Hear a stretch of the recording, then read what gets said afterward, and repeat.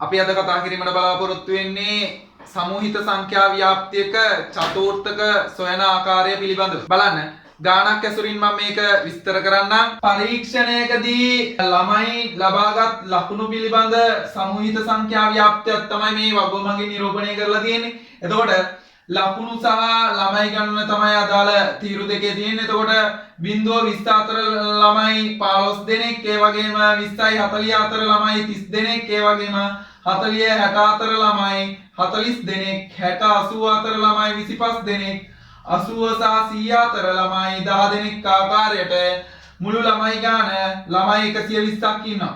ඒ කියන්නේ මෙන්න මේක තමයි ප්‍රාන්ති ප්‍රාන්තර තීරුව. මේ තමයි අත්‍තරම සංඛ්‍යාත තීරුව. මේ ළමයි ගාන විදියට දීලා තියෙන්නේ සංඛ්‍යාත තීරුව. එතකොට මෙන්න මේ සංඛ්‍යාත තීරුවේ එකතුව විදියට අපිට ලැබිලා තියෙනවා සිග්මා f සමාන 120යි කියලා. ඒ කියන්නේ මේ පන්තිය තුල ළමයි ඔක්කොම 120ක් ඉන්නවා. එහෙනම් අපිට සිම්පල් n සමානයි සිග්මා f කියලා ගත්තොත් ඒක සමාන වෙනවා 120ට. සමූහිත සංඛ්‍යා ව්‍යාප්තියක පළමු චතුර්ථකය නැත්තම් Q1. Q1 කොහොමද හොයන්නේ කියලා තමයි දැන් මම කියලා දෙන්න යන්නේ. බලන්න Q1 පිහිටන ස්ථානය අපි මුලින්ම ගන්න ඕන. Q1 පිහිටන ස්ථානය මුලින්ම ගන්න ඕන. එතකොට බලන්න Q1 පිහිටන ස්ථානය කියන්නේ අතරම n බෙදීම 4යි. n කියන්නේ සිග්මා f/යි. ඒ කියන්නේ 120යි. 120යි n ගියාගේ. ඒ නිසා 120 බෙදීම 4 කියලා අපිට ලැබෙනවා. එහෙනම් ඒක සමාන වෙනවා 30ට.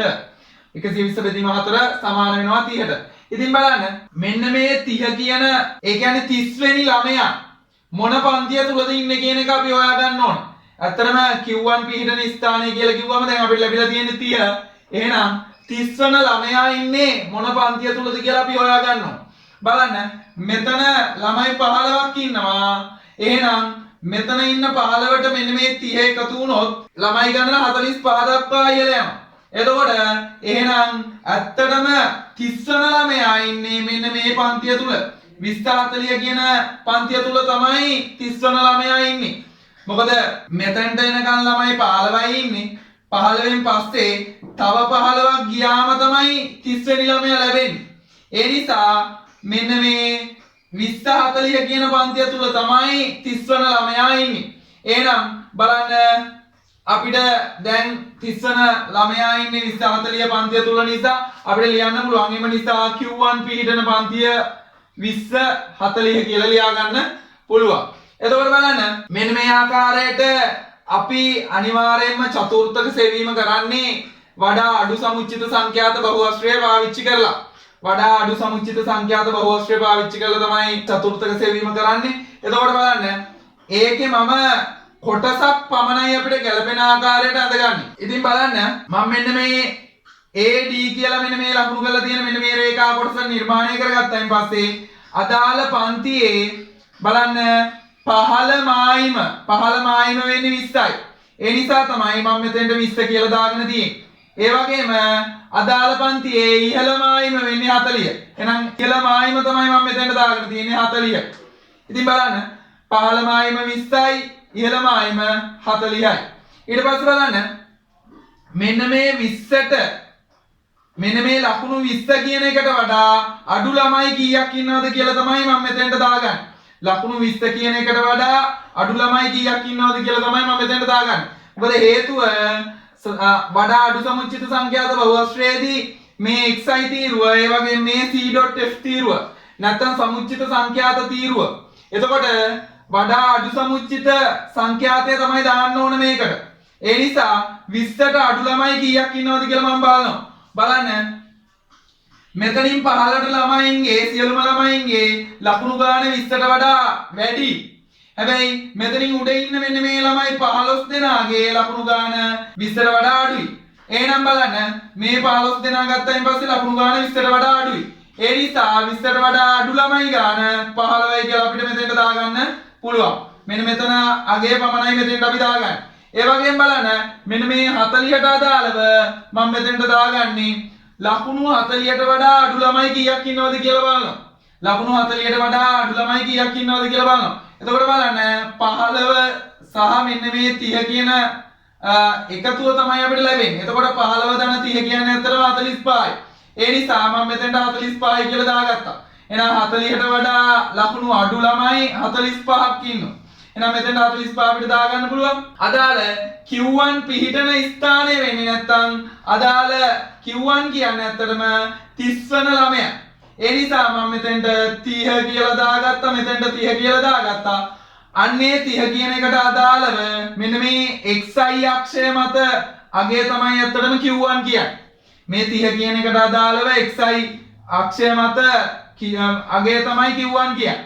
ඉතින් ඒ නිසා ඊට ගැලපෙන විදිහට මම මේ රතු පෑනෙන් නිරූපණය කරගෙන තියෙනවා මේ ආකාරයට. ඉතින් බලන්න ඊට පස්සේ මට මෙන්න මේ කඩිරි වලින් මේ විදිහට ලකුණු කරගෙන මට මෙන්න මේ විදිහේ අකුරු දාගන්න පුළුවන් A B C D කියලා මේ ත්‍රිකෝණ වලට. එතකොට මේ ත්‍රිකෝණ නම් කිරීම සඳහා මේ විදිහට අකුරු දාගන්න පුළුවන් මට. ඊට පස්සේ බලන්න මම කරන දේ මෙතනින් පස්සේ මෙන්න මේ ABC ත්‍රිකෝණය සහ AD ත්‍රිකෝණය කියන ත්‍රිකෝණ දෙක සමරූපී නිසා අපිට සමරූපී මූලධර්මය යොදා ගන්න පුළුවන්. මෙන්න මේ ABC ත්‍රිකෝණය සහ AD ත්‍රිකෝණය කියන ත්‍රිකෝණ දෙක සමරූපී නිසා සමරූපී මූලධර්මය භාවිතා කරන්න පුළුවන්. එතකොට බලන්න පළමුව ගන්න ත්‍රිකෝණය සහ දෙවනුව ගන්න ත්‍රිකෝණය අතර පාද අතර අනුපාත ගනිද්දී පිළිවෙලට ගන්න ඕන. බලන්න මම ගැලපෙන පරිදි ABC ත්‍රිකෝණය සහ AD ත්‍රිකෝණය සමරූපී නිසා ඒ ත්‍රිකෝණ දෙකට සමරූපී මූලධර්මය දානවා. බලන්න ABC ත්‍රිකෝණය ගත්තයින් පස්සේ ABC ත්‍රිකෝණයේ මෙන්න මේ AC පාදය බෙදීම බලන්න AD ත්‍රිකෝණයේ ඊට අනුරූප පාදය වෙන්නේ AE සමාන වෙනවා. බලන්න මෙන්න මේ ABC ත්‍රිකෝණයේ BC පාදය බෙදීම BC පාදය බෙදීම බලන්න AD ත්‍රිකෝණයේ ඊට අනුරූප පාදය වෙන්නේ D. එහෙනම් D. එහෙනම් අපිට ලියා ගන්න පුළුවන් AC බෙදීම AE සමානයි BC බෙදීම D කියලා. අදාළ ත්‍රිකෝණ දෙක සමරූපී නිසා සමරූපී මූලධර්මයට අනුව. එහෙනම් බලන්න AC කියන්නේ ඇත්තටම AC අපිට ගන්න පුළුවන් Q1 ගෙන් අඩු කරන්න ඕන 20. නම් Q1 ඍණ 20 කියලා ලියාගත්තා. ඒ වගේම AE කියන්නේ 40 ඍණ 20. 40 ඍණ 20. ඒ නිසා 40 ඍණ 20 කියලා ලියාගත්තා. ඒක සමාන වෙනවා. බලන්න BC කියන්නේ මේ උස. 30න් අඩු කරනවා මම 15. 30න් අඩු කරනවා මම 15. එතකොට එනවා අපිට බලන්න BC කියන්නේ 30 ඍණ 15. ඒ වගේම D කියන්නේ ඇත්තටම D කියන්නේ 45 ඍණ 15. 45 ඍණ 15. එහෙනම් බලන්න D කියන්නේ 45 ඍණ 15. ඔය විදිහට අපිට ගන්න පුළුවන්. ඊට පස්සේ බලන්න මම සුළු කිරීම මේ ආකාරයට කරනවා. Q1 ඍණ 20 බෙදීම බලන්න 40 ඍණ 20 කියන්නේ 20යි. ඒක සමාන වෙනවා 30 ඍණ 15 කියන්නේ 15යි. 45 ඍණ 15 කියන්නේ අතරම ඒ 30යි. අපිට 45 ඍණ 15 කියන්නේ 30යි. ඉතින් බලන්න Q1 ඍණ 20 සමානයි මේ 20ෙන් ගුණ කරනවා මේ පදේ. මේ 20ෙන් මේ පදේ ගුණ කරනවා. එතකොට අපිට ලැබෙනවා 20 වැඩි කිරීම 15 බෙදීම 30 කියලා. බලන්න 15ට 1යි 15 වේවා 30ට 15 වේවා 2යි. එහෙනම් අපිට ලැබෙනවා මෙතන භාගයයි කියලා මේක සුළු කරාම. භාගයෙන් 20 වැඩි කරාම අපිට ලැබෙනවා 10ක්. භාගයෙන් 20 වැඩි කරාම අපිට ලැබෙනවා 10ක්. ඒ නිසා මේ ඍණ 20 අහපැත්තට ගෙනියලා අපිට මේ විදිහට ලියා ගන්න පුළුවන් Q1 සමානයි 20 ධන මෙතනින් අපිට ලැබෙන්නේ 10ක්. මෙතනින් අපිට ලැබෙන්නේ 10ක් 20 භාගයෙන් වැඩි කරාම එහෙනම් ධන 10 කියලා ලියා ගන්න පුළුවන්. එහෙනම් Q1 සමානයි කියලා අපිට ලැබෙනවා 30ට. එහෙනම් Q1 කියන්නේ ඇත්තටම පළමු චතුර්ථකය කියන්නේ 30යි කියලා අපිට උත්තරය ලැබෙනවා. ඔය අපි හොයලා ඉවර කරේ පළමු චතුර්ථකය. අපි බලමු ඊළඟට කොහොමද Q2 නැත්තම් දෙවන චතුර්ථකය හොයන්නේ කියන දේ. දැන් බලන්න මුලින්ම අපි අදාළ සමූහිත සංඛ්‍යා ව්‍යාප්තියේ බලන්න n සමානයි නැත්තම් sigma f සමානයි 120 නිසා ඒ කියන්නේ මෙන්න මෙයාගේ 120 නිසා බලන්න Q2 පිහිටන ස්ථානය කියලා අපිට ලියන්න පුළුවන්. ඒ Q2 පිහිටන ස්ථානය වෙන්නේ n බෙදීම 2ක්. n බෙදීම 2ක්. එහෙනම් n ගාගේ 120 නිසා 120 බෙදීම 2යි කියලා අපිට ලියා ගන්න පුළුවන්. එහෙනම් 120 බෙදීම 2යි කියන්නේ 60යි. එහෙනම් බලන්න 60 වන ළමයා ඉන්නේ මොන පන්තිය තුලද කියලා ඊළඟට අපි හොයා ගන්න ඕන. එහෙනම් Q2 පීඩන ස්ථානයේ ඉන්නේ 60 කියලා. එහෙනම් අපි ඊළඟට හොයා ගන්න ඕන මෙන්න මේ 60 කියන එක තියෙන්නේ මොන පන්තිය තුලද කියලා. බලන්න 60 කියන එක තියෙන්නේ එතකොට 15 ධන 30 45යි. 45ට තව 15ක් එකතු වුණොත් තමයි 60 වෙන්නේ. එහෙනම් 60 කියන එක තියෙන්නේ මෙන්න මේ පන්තිය තුල. එහෙනම් අපිට ඊළඟට ලියන්න පුළුවන් එම නිසා Q2 පීඩන පන්තිය කියලා 40 60 කියලා. 46ට කියලා අපිට ගන්න පුළුවන් Q2 පවතින පන්තිය. ඊට පස්සේ අපි කරන්නේ අර කලින් වගේම වඩා අඩු සමුච්චිත සංඛ්‍යාත බහුවස්ත්‍රය තමයි පාවිච්චි කරන්නේ Q2 සෙවීම සඳහා. චතුර්ථක සෙවීම සඳහා අපි පාවිච්චි කරන්නේ වඩා අඩු සමුච්චිත සංඛ්‍යාත බහුවස්ත්‍රය.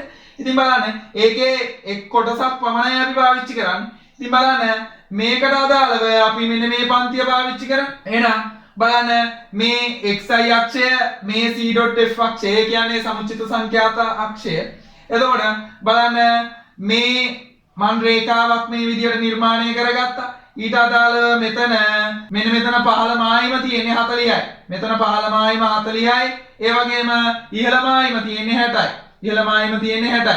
එහෙනම් අන්න ඒ ආගයන් දෙක මම මේ විදිහට ලකුණු කරගත්තා. ඊට පස්සේ බලන්න ඊට අදාළව 40ට වඩා අඩු ලකුණු තියෙන ළමයි කී දෙනෙක් ඉන්නවද කියලා බලන්න. 40ට වඩා ලකුණු අඩු ළමයි කී දෙනෙක් ඉන්නවද කියලා බලන්න. බලන්න මෙතනින් එහාට 40ට වඩා වැඩි ලකුණු. එහෙනම් මෙන්න මේ ළමයි ප්‍රමාණය තමයි 40ට වඩා අඩු ලකුණු අරන් තියෙන්නේ. 15 ධන 30 තමයි ඇත්තටම 40ට වඩා අඩු ළමයි සංඛ්‍යාව එකතුව. 15 ධන 30 කියන්නේ 45. ඒ නිසා මෙතනට මම 45 කියලා දාගත්තා. ඒ වගේම මෙතෙන්ට අදාළව මෙතනාගේ මම ගන්නේ මේ 60ට වඩා අඩු ලකුණු තියෙන ළමයි ගාන කොච්චරද කියලා බලන්න. බලන්න මෙන්න මෙතනින් උඩහට මේ සියලු ළමයි 60ට වඩා අඩුයි ලකුණු. ඒ නිසා 15 ධන 30 45යි 45ට 40ක් එකතු කරාම 85යි. එහෙනම් 60ට වඩා අඩු ලකුණු ගත්තු ළමයි ප්‍රමාණය වෙන්නේ 85යි. ඒ නිසා මම මෙතෙන්ට 85 කියලා දාගත්තා. ඊට පස්සේ බලන්න Q2 පීඩන ස්ථානයේ විදියට ආවේ 60 කියන එක. ඒ නිසා මම මෙතන 60 ලකුණු කරගත්තා. 60ට අදාළව xi අක්ෂය මත ස්ථානය තමයි Q2 කියන්නේ. Q2 කියන්නේ දෙවන චතුර්ථකය. එතකොට දෙවන චතුර්ථකය කියන්නේ අන්න එතන ආගේ. ඉතින් මෙන්න මේ දෙවන චතුර්ථකයම තමයි ඇත්තටම මධ්‍යස්ථය කියලාත් අපි හොයන්නේ. මේ දෙවන චතුර්ථකයම තමයි මධ්‍යස්ථය කියලාත් හොයන්නේ. එතකොට බලන්න අපි බලමු ඊළඟට කොහොමද මධ්‍යස්ථය නැත්තම් මෙන්න මේ Q2 දෙවන චතුර්ථකයේ අගය හොයාගන්නේ කියන දේ. දැන් බලන්න මම මේ ආකාරයට A B C D කියලා අකුරු ටික දාගත්තා. දැන් බලන්න මේ ABC ත්‍රිකෝණය සහ AD ත්‍රිකෝණය කියන ත්‍රිකෝණ දෙක සමරූපී නිසා අපිට සමරූපී මූලධර්මය යොදන්න පුළුවන්. බලන්න කලින් වගේමයි බලන්න AC බෙදීම AE බලන්න ABC ත්‍රිකෝණයට අදාළව AC බෙදීම ආයමත් AD ත්‍රිකෝණයට අදාළ ඊට අනුරූප පාදය වෙන්නේ AE සමානයි. බලන්න ABC ත්‍රිකෝණයට අදාළ පාදය වෙන්නේ මෙන්න මේ BC. එහෙනම් BC බෙදීම බලන්න AD ත්‍රිකෝණයට අදාළ පාදය වෙන්නේ DE. එහෙනම් අනුරූප පාදය වෙන්නේ DE. ඒ නිසා බලන්න BC බෙදීම DE කියලා ලියාගත්තා. එහෙනම් ඒ සමරූපී මූලධර්මයට අනුව AC බෙදීම AE සමාන වෙනවා BC බෙදීම DE ට. දැන් ආදේශ කරන්න අපිට තියෙන්නේ බලන්න AC කියන්නේ ඇත්තටම Q2 ගෙන් අඩු කරන්න ඕන 40ක්. Q2 ගෙන් අඩු කරන්න ඕන 40ක්. ඒ නිසා Q2 ඍණ 40 ගෙන් ලියාගත්තා. බෙදීම AE කියන්නේ ඇත්තටම AE කියන්නේ 60 ඍණ 40. 60 ඍණ 40 ගෙන් ලියාගත්තා. ඒක සමාන වෙනවා බලන්න. ඇත්තටම මෙන්න මේ BC කියන්නේ 60න් අඩු කරන්න ඕන 45. BC කියන්නේ 60න් අඩු කරන්න ඕන 45ක්. ඒ නිසා 60 ඍණ 45 කියලා ලියාගත්තා. ඒක බෙදීම බලන්න මෙන්න මේ D කියන්නේ 85න් අඩු කරන්න ඕන 45. 85න් අඩු කරන්න ඕන 45. එතකොට බලන්න එහෙනම් D වෙනුවට මම ලියාගත්තා 85 ඍණ 45 කියලා. ඒ ආකාරයට ලියාගත්තෙන් පස්සේ බලන්න සුළු කිරීම අපිට ඊළඟට කරන්න පුළුවන්. Q2 ඍණ 40 ඒ විදිහටම තියාගත්තා. බෙදීම 60 ඍණ 40 කියන්නේ 20යි. ඒක සමාන වෙනවා 60න් 45 ගියාම 15යි 85න් 45 ගියාම 40යි. now ඔය විදිහට සමාන කරන්න පුළුවන්. ඊට පස්සේ Q2 ඍණ 40 කියලා අපිට ලියා ගන්න පුළුවන්. මේ 20න් මේ පැත්ත ගුණ කරන්න පුළුවන්. එතකොට අපිට ලැබෙනවා 20 වැඩි කිරීම 15 බෙදීම 40 කියලා. ඉතින් බලන්න 20 ඒවා 1යි 40ට 20 ඒවා 2යි. ඒ විදිහට අපිට ලියා ගන්න පුළුවන්. එහෙනම් 15 බෙදීම 2ක් තමයි මෙතන අපිට ඉතුරු වෙන්නේ. ඒ නිසා අපිට Q2 සමානයි මේ ඍණ 40 පැත්තට ගෙනිච්චම ධන 40 බවට පත් වෙනවා. ධන 40 ධන බලන්න මෙතන 15 දෙකෙන් බෙදුවොත් 7.5යි 7.5යි. එහෙනම් Q2 සමාන වෙනවා 40 ධන 7.5ට. එතකොට Q2 සමාන වෙනවා 47.5ට. නම් Q2 ගේ අගය අපිට ලැබෙනවා 47.5යි කියලා. ඒ කියන්නේ අපි මේ හොයලා ඉවර කරේ දෙවන චතුර්ථකය අපි මේ දෙවන චතුර්ථකයටම තමයි අත්තටම මධ්‍යස්ථය කියලා කියන්නේ. මධ්‍යස්ථය කියලා කියන්නේ දෙවන චතුර්ථකයටම තමයි. ඉතින් මධ්‍යස්ථය හොයන ආකාරයත් මේ ආකාරයෙන්ම තමයි. දෙවන චතුර්ථකයත් හොයලා අවසానයි. අපි ඊළඟට බලමු කොහොමද Q3 නැත්තම් දෙවන චතුර්ථකය හොයන්නේ කියන දේ. බලන්න මේ සමූහිත සංඛ්‍යා ව්‍යාප්තියට අදාළව අපි ගත්තා n සමානයි සිග්මා f. සිග්මා f කියන්නේ අතරම 120යි. ඉතින් ඒ නිසා n ගාගේ 120යි. ඒ නිසා අපිට ලියන්න පුළුවන් Q3 පිහිටන ස්ථානය සමානයි 3n බෙදීම 4යි. 3n බෙදීම 4යි. එහෙනම් බලන්න ඒක සමාන වෙනවා 3 බෙදීම 4 වාරයක් 120ට. 3 බෙදීම 4 වාරයක් 120ට. බලන්න 4 ඒවා 120ට 30යි. ඒ නිසා 30 3ෙන් අඩි කරාම අපිට ලැබෙනවා 90ක් ලෙස. එහෙනම් 90 වෙනි ළමයා තමයි ඇත්තටම Q3 කියන්නේ. එතකොට Q3 පීඩන ස්ථානයේ ඉන්නේ 90 වෙනි ළමයා. 90 වෙනි ළමයාගේ ලකුණ තමයි Q3 කියන්නේ. එහෙනම් බලන්න දැන් බලන්න අපිට එහෙනම් ලියන්න පුළුවන් මෙන්න මේ 90 වෙනි ළමයා ඉන්නේ කොතනද කියලා මට ඊළඟට බලන්න පුළුවන්. එහෙනම් බලන්න Q3 පීඩන ස්ථානය වෙන්නේ 90යි. එහෙනම් 90 වෙනි ළමයා ඉන්නේ කොතනද කියලා අපිට බලන්න පුළුවන්. බලන්න 15 ධන 30 45යි 45 ධන 40 85යි. එහෙනම් බලන්න මෙතනට එනකන් 85යි නම් තව 5ක් ගියාම තමයි 90 වෙන්නේ. ඒ නිසා මෙන්න මේ පන්තිය තුල තමයි 90 වෙනි ළමයා ඉන්නේ. 90 වෙනි ළමයා ඉන්නේ මේ පන්තිය තුල. ඒ නිසා 60 80 කියන පන්තිය තමයි අදාළ Q3 පිහිටන පන්තිය වෙන්නේ. අපිට එහෙනම් ලියන්න පුළුවන්. එම නිසා Q3 පිහිටන පන්තිය 60 80 කියන දේ. 60 80 කියන දේ අපිට ලියා ගන්න පුළුවන්. එහෙනම් බලන්න ඊට අදාළව වඩා අඩු සමුච්චිත සංඛ්‍යාත බහුවස්ත්‍රයේ ඒ පන්තියට අදාළ කොටස මම නිර්මාණය කරගත්තා මේ විදිහට. එතකොට මේ මෙන්න මේ රේඛාව මම මේ නිරූපණය කරගෙන තියෙන්නේ. එතකොට ඊට අදාළව බලන්න මෙන්න මේකේ පහළ මායිම තමයි මෙන්න මේ 60 තමයි මම මෙතෙන්ට දාගෙන තියෙන්නේ. ඒ වගේම ඉහළ මායිම වෙන 80 තමයි මම මෙතෙන්ට දාගෙන තියෙන්නේ. ඒ වගේම බලන්න මෙන්න මෙතන මෙන්න මේ යාගේ විදිහට අපි දාන්නේ 60ට වඩා අඩු ලකුණු තියෙන ළමයි කී දෙනෙක් ඉන්නවද කියන කතාව.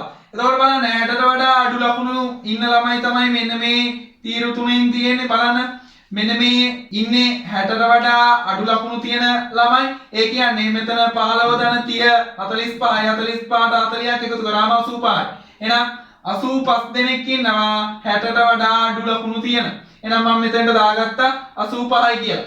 ඒ වගේම 80ට වඩා අඩු ලකුණු තියෙන ළමයි කොච්චර ඉන්නවද කියලා තමයි මම මෙතෙන්ට දාගන්න ඕන. මොකද හේතුව මේ xi අක්ෂය මේක c.f අක්ෂය. ඒ කියන්නේ මේක තමයි සමුච්චිත සංඛ්‍යාත අක්ෂය. ඒ නිසා බලන්න 80ට වඩා අඩු ලකුණු ගත්තු ළමයි කොච්චර ඉන්නවද කියලා අපි බලමු. මෙන්න මේ සියලු දෙනා 80ට වඩා අඩු ලකුණු ගත්තු ළමයි. එහෙනම් බලන්න මේ ඔක්කොගෙම එකතු වෙනවා. බලන්න 15 ධන 30 45යි 45ට 40ක් එකතු කරාම 85යි 85යි 25යි කියන්නේ 110යි.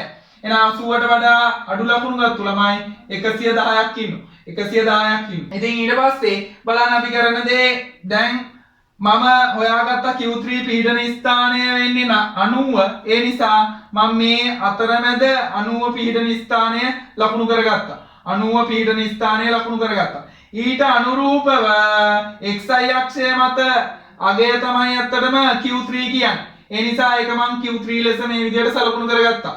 ඊට පස්සේ බලන්න මේ විදිහට Q3 ලෙස මම නිරූපණය කරගත්තා. ඊට පස්සේ බලන්න මෙන්න මේ ලක්ෂ වලට මම දාගත්ත අකුරු ටික A B C D කියලා. මේ ලක්ෂ වලට මම අකුරු දාගත්තා A B C D කියලා. ඔය විදිහට අකුරු දාගත්තායින් පස්සේ ඊළඟට බලන්න මෙන්න මේ ABC ත්‍රිකෝණය සහ AD ත්‍රිකෝණය කියන ත්‍රිකෝණ දෙක සමරූපී නිසා අපිට සමරූපී මූලධර්මය දාන්න පුළුවන්. සමරූපී මූලධර්මය දාන්න පුළුවන්.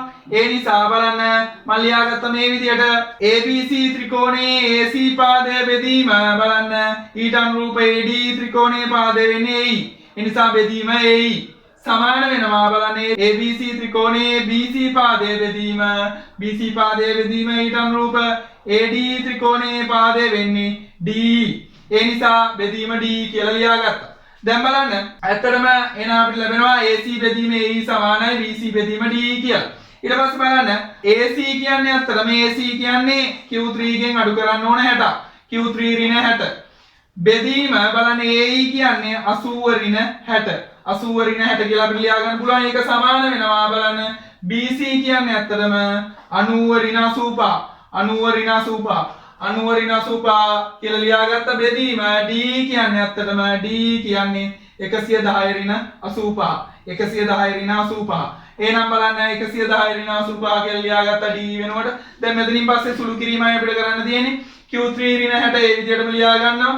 බෙදීම බලන්න 80 ඍණ 60 කියන්නේ 20යි. ඒක සමාන වෙනවා 90 ඍණ 85 කියන්නේ 5යි. 110 ඍණ 85 කියන්නේ 25යි. ඔය විදිහට ලියා ගන්න පුළුවන්. ඊට පස්සේ බලන්න Q3 ඍණ 60 සමානයි මේ 20ෙන් හරස් ගුණ කරන්න පුළුවන්. එතකොට 20 වැඩි කිරීම 5 බෙදීම 25 කියලා අපිට ලැබෙනවා. බලන්න 5ට 5 ඒවා 1යි 25ට 5 ඒවා 5යි.